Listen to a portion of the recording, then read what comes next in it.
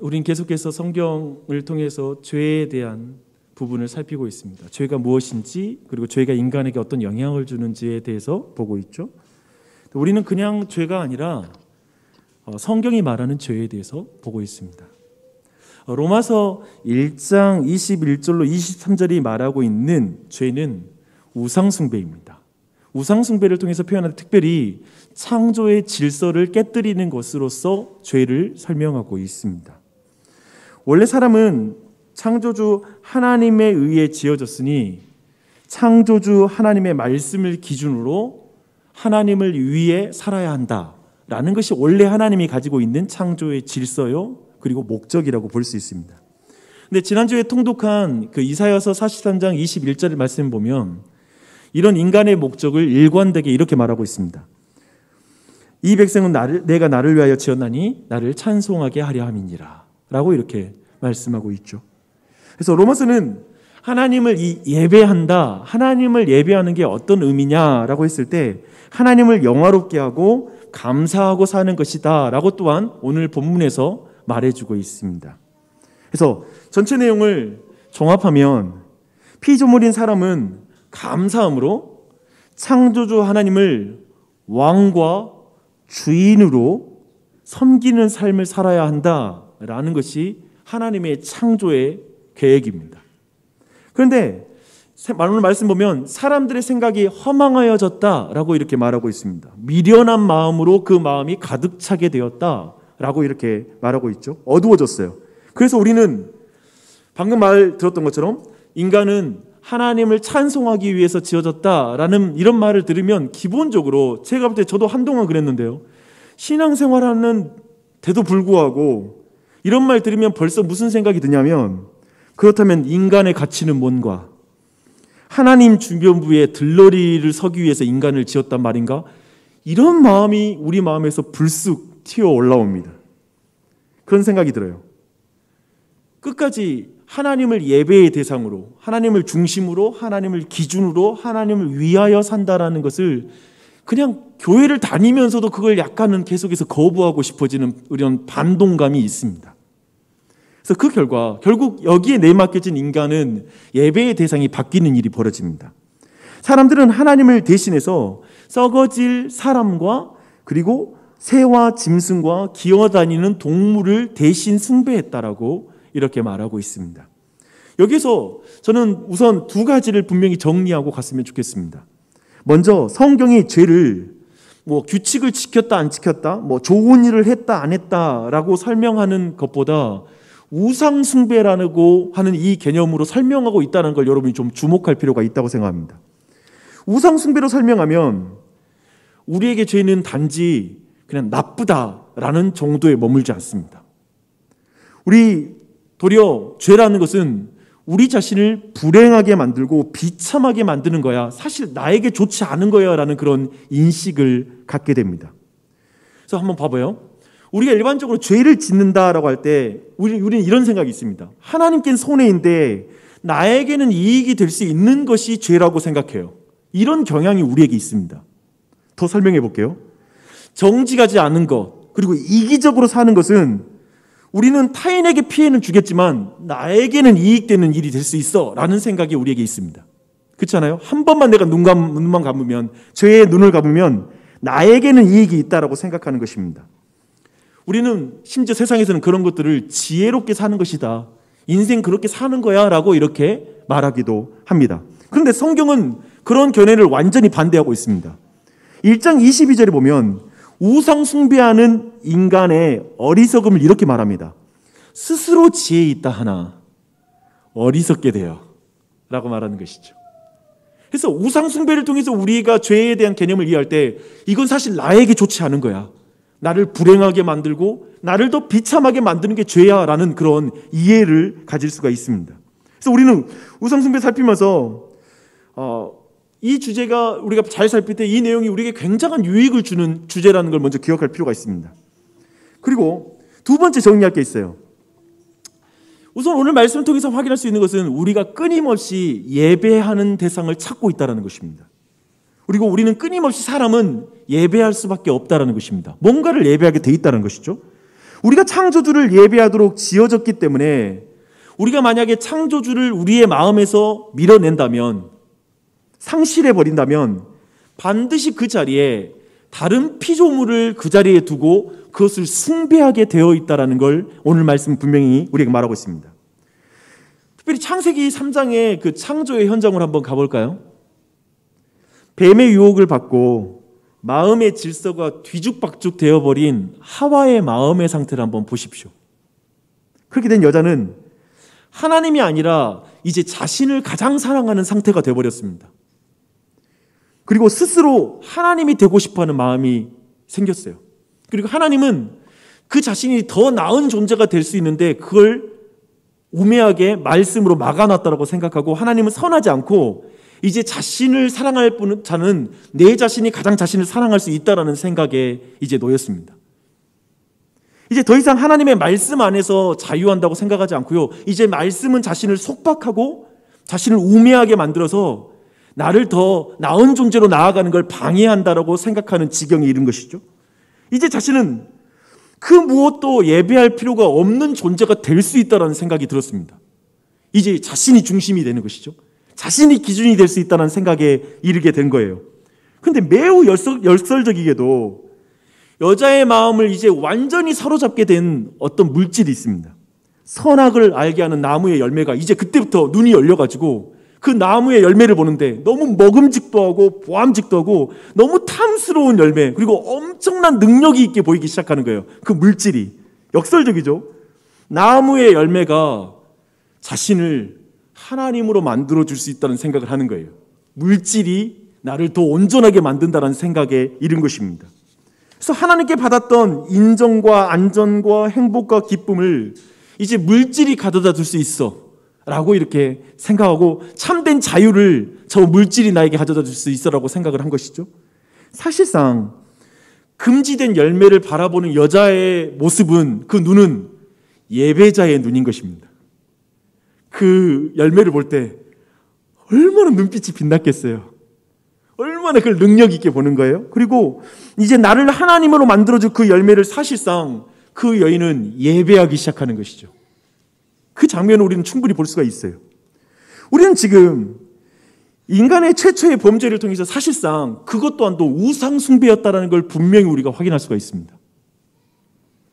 여기에서 정리할 것은, 우리가 생각하는 나무와 돌과 쇠붙이와 흙 따위로 만든 사람이나 신의 형상만이 우상이 아니라는 것을 지금 이 첫 번째 범죄 이야기에서 우리는 확인할 수 있다는 것입니다. 성경이 말하는 우상은 이거예요. 하나님을 대신하는 것입니다. 그게 우상입니다. 하나님의 자리에 버젓이 들어서 있는 것, 우리의 마음의 보좌에 하나님이 계시지 않고 그 자리에 다른 것이 들어와 있는 게 바로 우상입니다.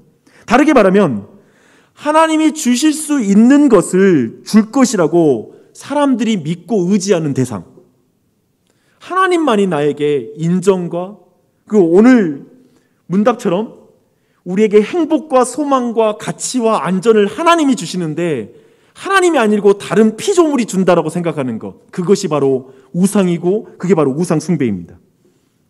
인류 역사 내내 끊임없이 인간은 하나님을 대신할 우상을 만드는 그 일을 행해왔습니다. 최초의 범죄 이후에 멈춰본 적이 없어요. 일본의 신토에서 신의 숫자는 800만 정도가 된대요. 그리고 인도 신화에서 신의 숫자는 4억 정도가 된다고 합니다. 굉장히 많죠. 제가 이거 좀 알아보다가 책마다 그 숫자는 굉장히 좀 달라요. 그래서 제가 본 거 뭐냐면, 그냥 숫자가 중요하지 않아, 그냥 엄청 많구나, 끊임없이 우상을 만들어낸다라는 그런 생각이 들더라고요. 그리고 도리어 제게 가장 설득력 있는 신의 숫자에 대한 언급이 있었어요. 그 언급은 이것이었습니다. 힌두교는 1인당 1신이다. 이해되세요? 그냥 힌두교는 한 사람당 한 신을 섬긴다, 이 정도 개수를 말하는 거 보면서 그래, 이게 가장 정확하다. 스스로가 신이 되는 거, 그것이 이 세상이라는 생각이 들었습니다. 16세기 유럽 종교개혁의 지도자였던 존 칼빈 목사님은 아담과 하와 이래로 계속해서 이 우상을 만드는 거, 하나님을 대신하는 피조물을 찾고 있는 인간의 그 마음의 상태를 기독교 강요에서 이렇게 말하고 있습니다. 우리는 인간의 본성 자체가 영구히 우상을 만들어내는 공장이라는 것을 알 수 있다. 그러니까 우리의 마음은 우상을 만드는 공장이라는 것이죠. 이 말에 쉽게 동의하지 못할 분이 계실 것을 좀 알고 있습니다. 무슨 말씀이시죠? 저는 그 무엇도 숭배하지 않습니다. 목사님, 저는 굉장히 내 스스로의 결정과 판단대로 이 세상을 살아가지, 나는 이 세상에서 누구도 숭배하지 않고 내 위에 누가 있다라고 생각하지 않고 살고 있는데요? 라고 이렇게 생각하는 분이 계실 수 있습니다. 죄송하지만 이런 말을 한다면 아직 성경이 말하고 있는 우상 숭배의 개념을 정확하게 이해를 못하는 것입니다. 오늘 문답은 이렇게 우상 숭배를 다시 한번 정의합니다. 우상 숭배는 창조주가 아닌 피조물의 우리의 소망과 행복, 가치와 안전을 맡기는 것입니다. 이게 바로 우상 숭배입니다. 우상 숭배를 성경적으로 이렇게 여러분이 정의를 한다면 이제 사실상 우상 숭배가 교회 밖에서만 일어나는 일이 아니라는 걸 여러분이 알 수가 있습니다. 우상 숭배는 교회 안에서도 일어날 수가 있다라는 것이죠. 그것은 사실은 우리가 구약 성경을 읽을 때 구약 역사 내내 이스라엘 백성과 함께 이 우상 숭배가 끊임없이 그들의 곁에 있었고 그들이 하나님을 섬기는 것과 함께 실천했던 것이란 걸 알 수가 있습니다. 여호와는 유일하신 하나님이라고 말하잖아요. 유일하신 하나님. 그러니까 이 말은 뭐냐면 창조주는 유일하다. 그렇기 때문에 인간이 의지할 대상은 유일하다. 그리고 인간이 목적을 삼아야 할 대상도 유일하다라는 뜻이거든요. 그런데 이스라엘 백성은 끊임없이 하나님 곁에 다른 우상을 세웠습니다. 그러니까 완전히 하나님을 치우지는 않았어요. 그들의 명목상의 종교로서의 여호와 신앙을 버린 적은 없어요.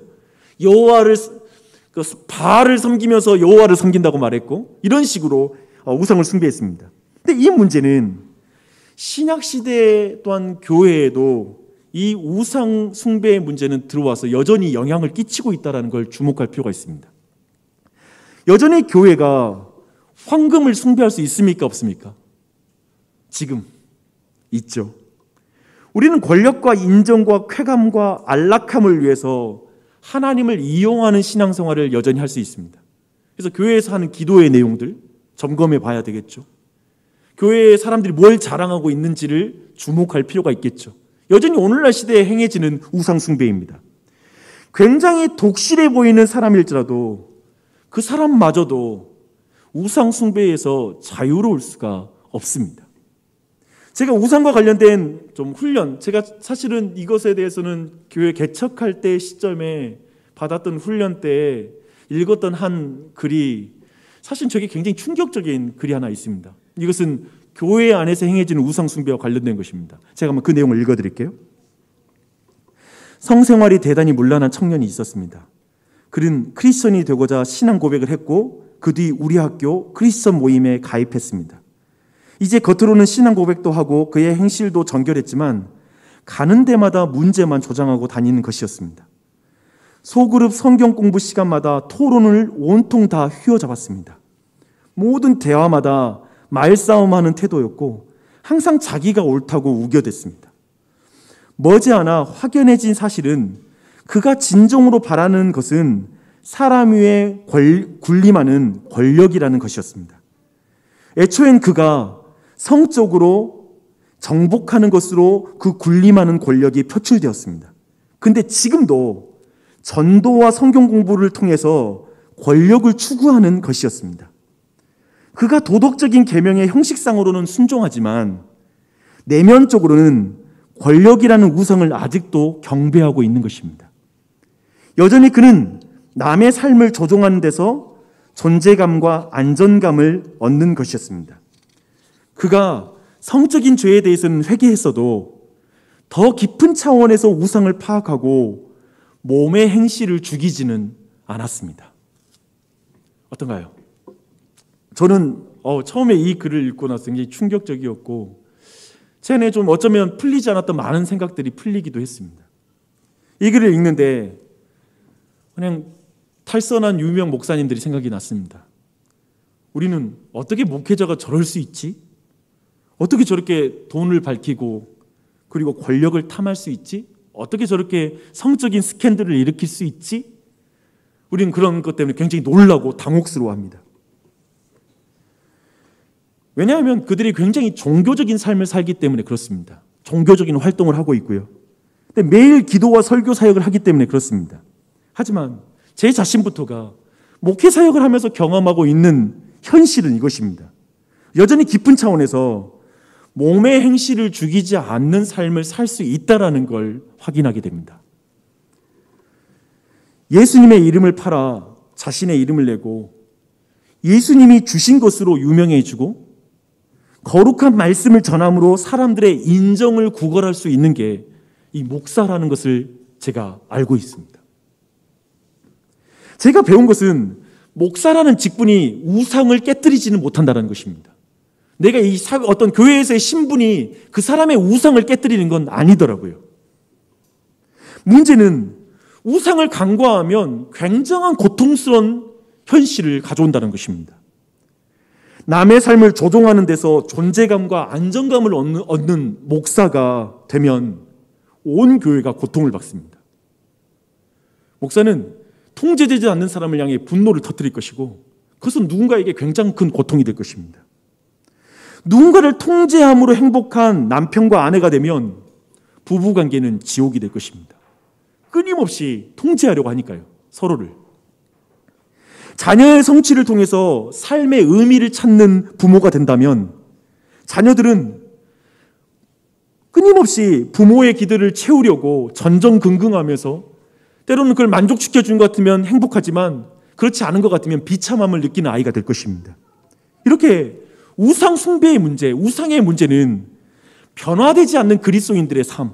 어쩌면 우리의 삶엔 여전히 신앙생활을 오랫동안 해왔고 수없이 많은 활동도 하고 훈련도 받지만 왜 나는 변화되지 않을까? 왜 나는 이렇게 예전에 동일한 문제가 이렇게 불쑥불쑥 튀어나올까 하는 이 문제를 극복할 수가 없을 것입니다. 우상 숭배의 문제는 굉장히 중요합니다. 여기까지 우리는 지금 우상 숭배에 대해서 간략하게 지금 정리를 해봤습니다. 그리고 누구든지 우상 숭배에서 자유로운 사람이 없다라는 것도 우리가 지금 확인하고 어느 정도 여러분도 거기에 대해서 인정할 것입니다. 특별히 우상 숭배는 그리스도인에게 매우 중요한 주제입니다. 그리스도인의 변화를 위해서는 이 주제를 피할 수가 없어요. 사실 그리스도인의 삶에 회개를 하잖아요. 그 회개가 이 우상 숭배와 관련이 있습니다. 이제 좀 더 보고 싶은 것은 이제 우상 숭배를 어떻게 알고 돌이킬 것인가, 이 주제를 이제부터 한번 살펴보겠습니다. 우상 숭배로부터 돌이키는 것은 3단계 정도가 있습니다. 첫 번째는 우리 안에 심층적인 우상이 무엇인지를 분별하는 것입니다. 그걸 알아차리는 것입니다. 특별히 각 개인마다 민감한 우상들이 있습니다. 그리고 두 번째는 그것을 발견했다면 어떻게 회개할 것인가. 그리고 세 번째로는 어떻게 우리가 믿음으로 계속 복음을 적용하면서 그러한 우상을 깨뜨리며 더욱더 우리의 육체의 어떤 소욕을 깨뜨리면서 성령을 쫓아 살 것인가. 이 주제를 한번 보는 것이죠. 한번 그 내용을 보실게요. 우선 심층적인 우리의 우상을 어떻게 발견할 것인가에 대한 부분입니다. 로마서 1장에서 여러분 우상을 어떻게 표현하는지 한번 주목할 필요가 있어요. 그런 의미에서 24절에서 사도는 마음의 정욕이라고 말하고 있습니다. 이 마음의 적용은 사실 나의 욕망을 가장 사랑하는 마음의 상태라고 보시면 됩니다. 진짜 나를 사랑하는 거예요. 그리고 28절은 이것을 좀 더 우상 숭배와 연결시켜서 설명하고 있습니다. 그들이 마음에 하나님 두기를 싫어하며 그들을 그 상실한 마음대로 내버려 두사. 하나님이 없는 마음은 상실한 마음이에요. 공허한 마음이에요. 굉장히 비지 않겠습니까? 왜냐하면 하나님은 너무 크신 분이잖아요. 그 크신 하나님이 내 마음에 없으면 내 마음이 얼마나 공허하겠습니까? 그렇게 되면 하나님을 제외하고 자신의 욕망을 가장 사랑하는 마음으로 내달리는 것, 그것이 바로 우상 숭배입니다. 여기서 가장 주목해야 되는 것은 저는 두 단어라고 생각해요. 하나님과 욕망이라는 것 단어를 주목해 보십시오. 하나님과 욕망. 저는 사람의 욕망 자체가 나쁜 것이라고 생각하지 않습니다. 스트레스 받지 않고 안락하게 그리고 자유롭게 살고 싶어하는 욕망, 나쁘진 않잖아요. 지지받고 사랑받는 인간관계 속에서 인정받고 살고 싶은 것, 이건 누구든지 원하는 것이죠. 그리고 불안한 삶에서 안전하게 어느 정도 통제할 수 있는 삶을 살고 싶은 것, 이 또한도 나쁜 것이 아닐 것입니다. 그리고 성공과 승리를 통해서 영향력을 끼칠 수 있는 그런 권력을 가지고 싶은 거. 이 또한도 나쁜 게 아닙니다. 영향력을 갖고 싶은 게 나쁜 건 아니잖아요. 그렇죠? 다만 마음에 하나님 두기를 싫어하는 게 문제예요. 주목하십시오. 마음에 하나님 두기를 싫어하고 도리어 방금 말했던 그 욕망 자체를 추구하는 게 우상숭배라고요. 그것이 문제라는 것입니다. 썩어질 것으로 안락과 인정과 안정과 행복을 추구하는 것이 성경은 죄라고 말합니다. 우리의 욕망 자체를 죄라고 말하진 않아요. 하나님 없이 하나님이 주시는 것을 가지려고 하는 삶을 성경은 우상숭배라고 말합니다. 그것이 잘못됐다고 말하는 거예요. 내가 주는데 왜 너는 다른 데서 찾아? 라는 외침인 것이죠. 다르게 말하면 우리의 삶에 의미를 주기 때문에 우리가 의지하고 있는 모든 것이 우상입니다. 내 삶의 의미가 되기 때문에 내가 의지하는 것. 이런 식의 말로 표현되겠죠. 내가 행복하기 위해서는 그것이 반드시 필요해. 내가 불행한 것은 그 사람이 이렇게 움직이지 않았기 때문이야. 만약 나한테 그것이 없다면 내 삶은 무가치하고 의미가 없어. 내가 왜 사는지 모르겠어.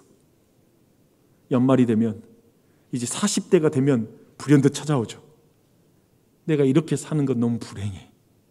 내 인생의 의미는 없는 것 같아. 막 이런 마음이 찾아올 거예요. 그것 말입니다. 바로 그것이 우상일 수 있습니다. 공부하는데 우상을 숭배하는 자의 영적 상태를 보여주는 기도문이 굉장히 눈에 띄더라고요. 이런 기도문 제가 읽어드릴게요.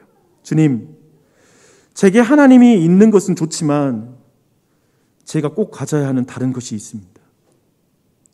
만약 그것을 가질 수 없다면 제 삶은 불행하거나 무의미하고 저는 절망할 것입니다. 하나님 한 분만으로 저는 불충분합니다. 제가 만족하려면 이것 또한 꼭 필요합니다. 사실 말이에요. 하나님 이것을 제게서 하나님이 빼앗아 가신다면 저는 하나님으로부터 등을 돌릴 것입니다. 왜냐하면 하나님은 절충 가능한 분이시지만 제게 이것은 그렇지 않거든요. 이것은 제 삶의 진정한 목적이요. 만약 제가 이것을 가지려 하는데 하나님이 방해한다면 저는 하나님을 향하여 공격적으로 변할 것입니다. 이런 기도하는 분은 없죠. 그렇죠? 근데 어쩌면 깊은 곳에 이걸 숨겨놨을 수 있어요. 어쩌면 제가 볼 때 우리의 삶에 내가 기대치 않은 일이 3가지, 4가지만 닥쳐도 우리 안에 그 분노는 확 올라옵니다. 그렇죠? 사실상 여러분에게 행복과 만족감을 줄 수 있다라고 믿는 것, 그것이 바로 우상이고 여러분의 삶은 사실상 그것의 지배 아래로 들어가게 됩니다.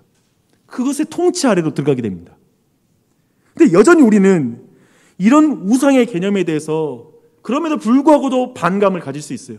제가 쭉 설명드렸는데 여전히 반감이 있을 수 있어요. 그것들은 사실 그렇게 나쁜 것이 아니기 때문에 그렇습니다. 아까 말씀드렸죠.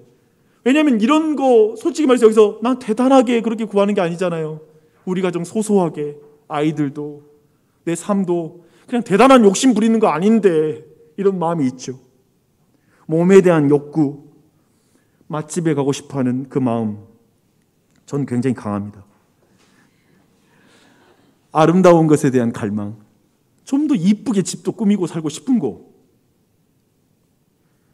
교회도 좀 더 이쁘게 해보고 싶은 거, 행복, 사랑받는 것, 돈과 소유, 존경, 지위, 성취, 자존감, 성공, 통제, 권력, 자기의, 지식, 결혼 및 가족에 대한 욕구들. 여러분 이 중에 한 가지라도 문제될 게 있습니까? 없습니다. 저는 이것을 매우 긍정합니다. 그런데 성경에서 육신의 욕망이라고 말하는 것은 나는 그것을 가지고 싶다라는 그런 마음을 갖는 것을 육신의 욕망이라고 부르는 게 아닙니다. 성경에서 말하는 육신의 욕망은 너무 지나치게 과도하게 욕망하고 의미를 부여하는 것입니다. 난 그것 없이는 못 살아. 난 그거 없으면 불행해 라고 생각하는 그거. 과도한 욕망이란 하나님이 아니라 그것에서 내 삶의 소망과 가치, 안전을 맡기는 수준을 말하는 것입니다. 사실상 하나님이 아니라 그것에서 만족과 기쁨을 얻으려고 하는 것, 그렇게 가치를 부여하는 것, 그게 바로 우상입니다. 여러분, 제가 예를 한번 들어보겠습니다. 여러분은 목사가 교회를 사랑하는 걸 원하십니까? 안 원하십니까? 원하죠.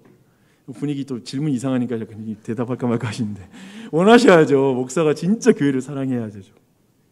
근데 목사가 교회를 욕망할 수 있을까요? 육신의 정욕으로 사랑할 수 있을까요?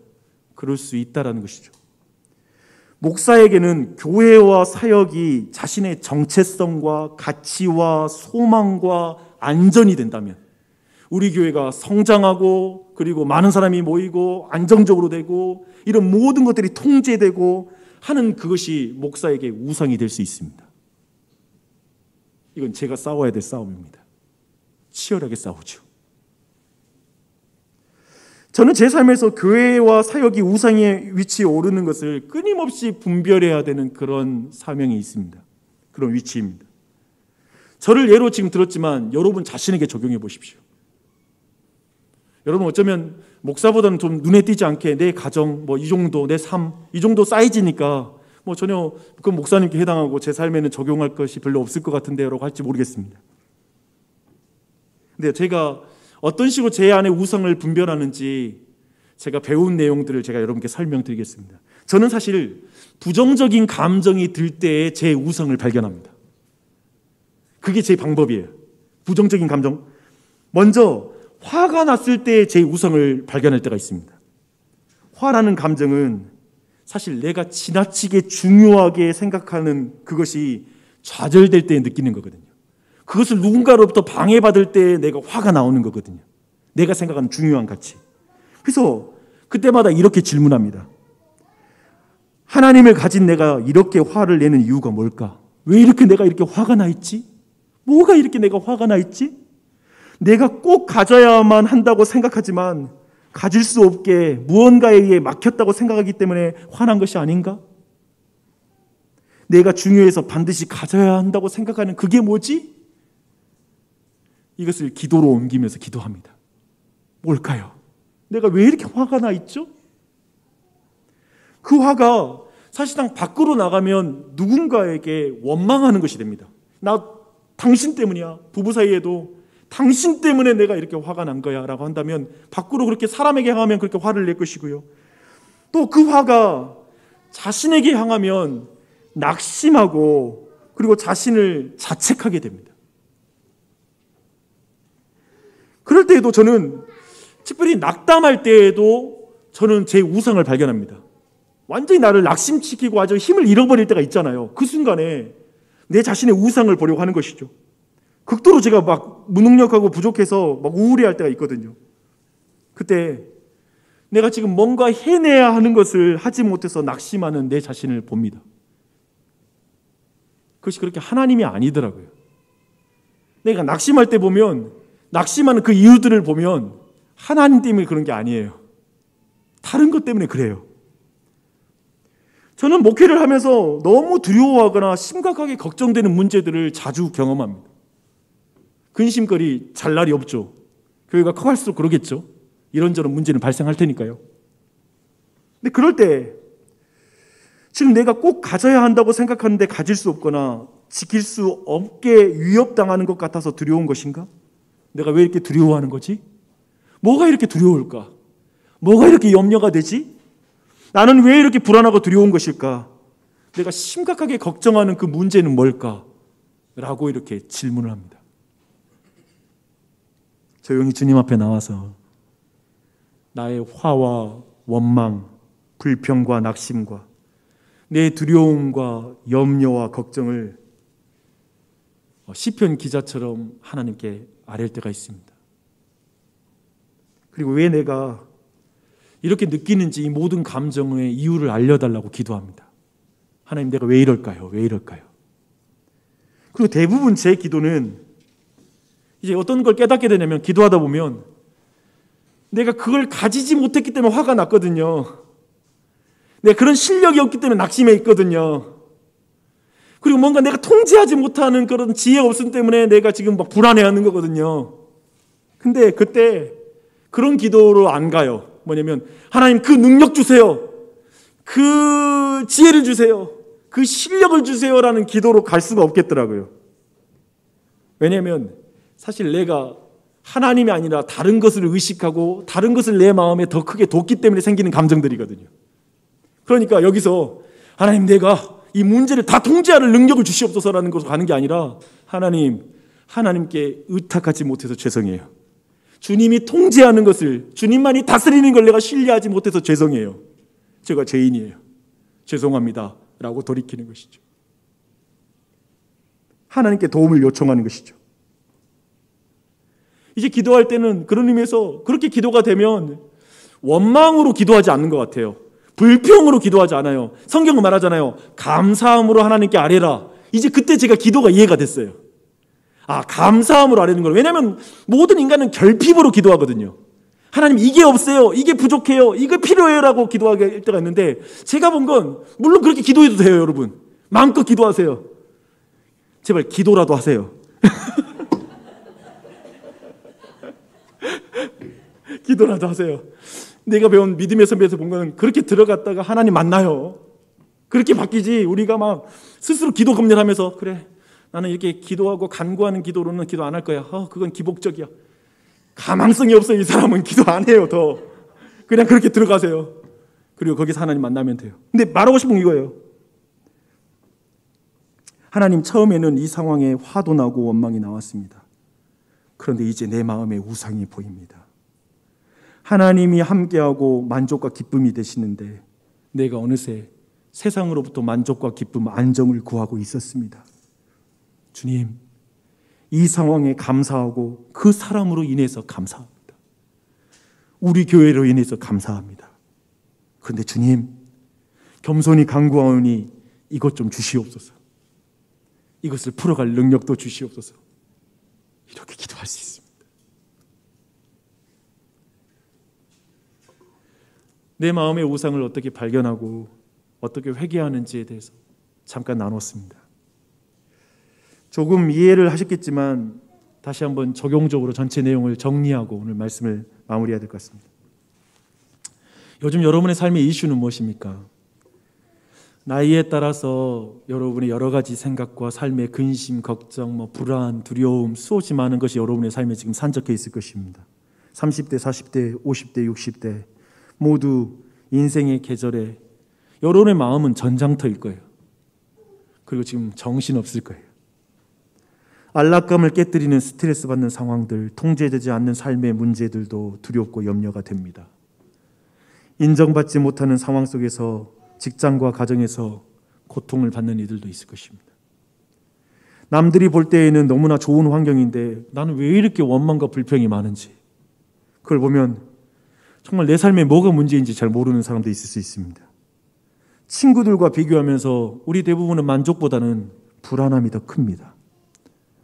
오늘 말씀을 의지해 저는 여러분의 심층에 있는 우상들을 보는 은혜가 있길 바랍니다. 시편을 펼쳐보십시오.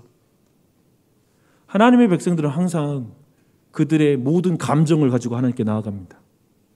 하나님 앞에 의심과 원망과 좌절과 낙심과 죄와 실패 그런 모든 걸 숨기고 가지 않아요. 하나님께 다 아뢰입니다. 다 터놓습니다. 제가 보니 그게 비밀이더라고요. 자신의 모든 감정을 가지고 하나님께 들어가는 것. 우리는 감정 청소하고 들어가려고 그러잖아요. 그건 기도하면 안 될 것 같고. 아니요, 그걸 가지고 들어가는 거죠. 왜 내가 이렇게 두렵지? 지금 내가 왜 이렇게 삶이 불만족스럽지? 왜 이럴까? 주님, 나 왜 이런지요? 왜 이렇게 힘들죠, 저? 왜 이렇게 내 마음에 이렇게 힘들죠? 하나님, 내가 왜 이렇게 불안한지 모르겠어요. 라고 기도하십시오. 그리고 내 상실한 마음, 내 공허한 마음, 혹시 내 마음이 상실한 마음이 아닌지 보십시오. 하나님을 상실한 마음. 하나님이 없기 때문에, 하나님을 내가 붙잡지 않기 때문에 갖는 마음이 아닌지를 보는 것이죠. 그리고 내 우상을 보는 거예요. 나를 그렇게 근심시키는 것들. 근데 제 관심이 이거예요. 근데 이 다음, 여보 정말 오늘 하고 싶은 이야기예요. 여기 집중하셔야 돼요. 근데 어떻게 이 상태에서 우리가 벗어날 수 있냐 이거예요. 우상을 만드는 공장과 같은 우리. 저는 지금 우리가 통독하고 있는 호세아서에서 그 길을 발견할 수 있다는 걸 나누고 싶습니다. 지난 금요일 날 나눴던 말씀이기도 합니다. 호세아서에는 우리가 얼굴을 찌푸릴 내용들이 가득합니다. 우선 호세아에게 음란한 아내를 취하여서 아내를 삼으라는 장면부터 아주 기분이 상합니다.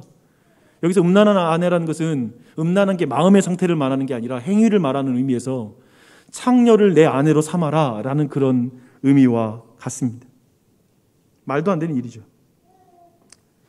실제로 고멜이라고 하는 이름의 여인과 결혼을 합니다. 그런데 여기에서 경건한 선지자에게 창녀와 결혼하는 명령은 율법을 어기는 명령일 뿐만 아니라 불합리하고 반윤리적인 명령임을 생각해 봐야 됩니다. 여기에서 호세아를 통해서 이스라엘과 우리에게 주시는 핵심 메시지가 여기 있습니다. 이런 말도 안 되는 명령을 했네?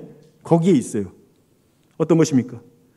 경건한 호세아 선지자가 음란한 아내를 취하는 것이 불법적이고 호세아에게 너무 잔인한 명령이라면 거룩하신 하나님께서 부정하고 음란한 이스라엘을 사랑하고 결혼하신다고 하시는 그 말씀은 더더욱 불법적이고 잔인한 일이기 때문에 그렇습니다. 하나님이 우리를 신부 삼으신단 말씀입니다. 이게 얼마나 불합리한 일입니까? 얼마나 이게 잔인한 일입니까? 하나님께. 많은 사람들은 정말 실제로 하나님이 이런 명령을 했고 호세아는 순종했단 말이야 라고 놀라면서 이건 은유라고 말해요. 비유라고. 근데 아니요. 구체적으로 디블라임의 딸 구체적으로 이름을 기록하고 있어요. 실제로 이 일이 일어나는 거예요. 그 놀라움은 하나님이 실제로 이스라엘을 이렇게 사랑하셨다는 것입니다. 우리를 그토록 사랑하신다는 것입니다. 우상을 만드는 공장인데. 그래서 그 사랑 때문에 우리가 하나님을 경외함으로 바뀌죠. 내 사람 마음에 사랑하는 대상이 바뀌죠. 근데 우리를 정말 당혹스럽게 만드는 것은 결혼 이후에 고멜이 한 행동입니다. 결혼 이 정도 해줬으면 그 여인이 변화되어야 되는데 변화가 안 돼요. 고멜은 다른 남자를 따라서 집을 나갑니다. 호세아서 2장 5절에는 이렇게 말합니다. 오늘 주제와 관련된 말씀이 나와요. 고멜이 이르기를 나는 나를 사랑하는 자를 따르리니 그들이 내 떡과 내 물과 내 양털과 내 삶과 내 기름과 내 술들을 내게 준다 하였음이라 라고 말합니다. 이게 지금 고멜 곧 이스라엘의 우상 숭배를 가리키는 말씀입니다. 그러니까 우상이 나에게 먹을 거 주고 마실 거 주고 내 삶을 풍요롭게 해줄 거야 라고 말하면서 갔다라는 것입니다. 하나님이 주시는 안전, 행복, 안락, 위로, 인정 등을 다른 남자가 준다고 확신한 거예요. 그러니까 그것들에게 찾아가는 거예요. 그리고 그들을 따라 나서서 집을 찾고 나가는 거예요. 신랑하고 결혼을 했는데 왜 행동이 안 바뀌어요 이렇게. 그렇죠? 이제 신부는 호세아의 아내잖아요. 그러면 호세아 아내로 살면 되는데 다른 남자랑 놀아나고 있어요.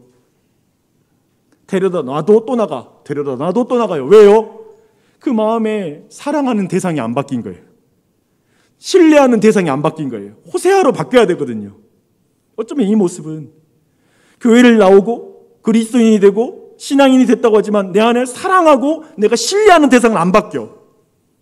여전히 세상이 말하는 게 좋아 보이고 그걸 가장 사랑하고 신뢰한다면 하나님께 그걸 달라고 기도하겠죠. 이스라엘과 교회를 보면 참 구제불능이다 싶어요. 그렇죠? 호세아의 모든 말씀 보면. 그런데 3장 1절에서 너무나 충격적인 말씀이 이어집니다. 여러분 봐보십시오. 호세아서예요. 여호와께서 내게 이르시되 이스라엘 자손이 다른 신을 섬기고 건포도 과자를 즐길지라도 여호와가 그를 사랑하나니 너는 또 가서 타인의 사랑을 받아 음녀가 된 그 여자를 사랑하라 하시기로 내가 은 15개와 보리 한 호멜 반으로 나를 위하여 그를 사고 그에게 이르기를 너는 많은 날 동안 나와 함께 지내고 음행하지 말며 다른 남자를 따르지 말라. 나도 내게 그리하리라 하였노라. 다른 신을 섬기고 건포도 과자를 즐기지라도 여호와가 그들을 사랑하시나니 여호와가 너를 사랑하시나니. 우상을 섬기다가 결국에 노예로 전락해버린 이 여인을 호세아가 속전을 지불하고 삽니다. 다시 아내의 신분을 회복시켜줍니다. 신부가 되게 하세요. 이 일이 어떻게 일어나요? 역사 가운데 궁극적으로 신랑 되신 우리 구주 예수 그리스도를 통해 이 일이 일어났습니다. 참된 호세아이신 예수 그리스도, 그분만이 우리를 참된 신부로 회복시키십니다. 그리고 우리의 사랑과 우리의 신뢰의 대상이 바뀌어야 된다고, 내가 그 자리에 있겠다고 말씀하고 계십니다.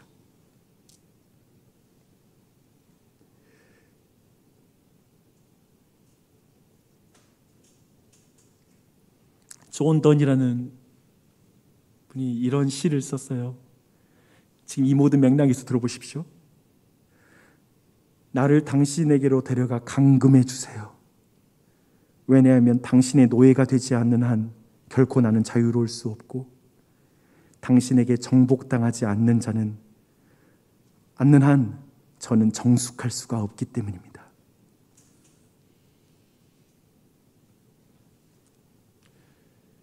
아마도 나중에 고멜이 이 고백을 드리지 않을까요? 나 그냥 감금해 줘 버리세요. 그냥 집에 가둬 버리세요. 집도 못 나가게. 당신의 노예가 되게 해주세요. 그냥 나를 정복해 버리세요. 당신의 노예가 될 때 난 자유로울 것이고, 당신이 날 정복해 줬을 때 난 더 이상 바람 피우고 부정하게 살지 않을 거예요. 이 고백. 사랑하는 여러분, 여러분이 그러한 사랑 안에 놓여 있음을 기억하며 나아갔으면 좋겠습니다. 4세기에 활동했던 아우구스티누스는 이렇게 말했습니다.